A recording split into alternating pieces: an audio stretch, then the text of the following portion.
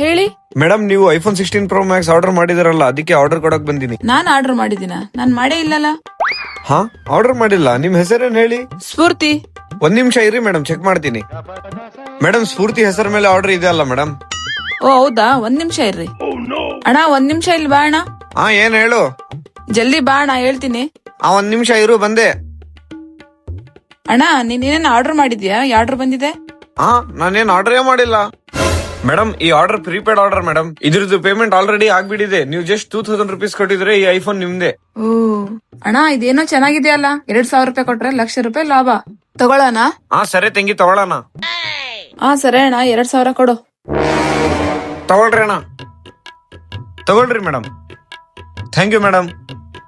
Okay, ಬೇಗ open ಮಾಡು, ಬೇಗ ಓಪನ್ ಮಾಡು. ತಡಿ ಒಂದ್ ನಿಮಿಷ, ಓಪನ್ ಮಾಡ್ತಿದ್ದೀನಿ.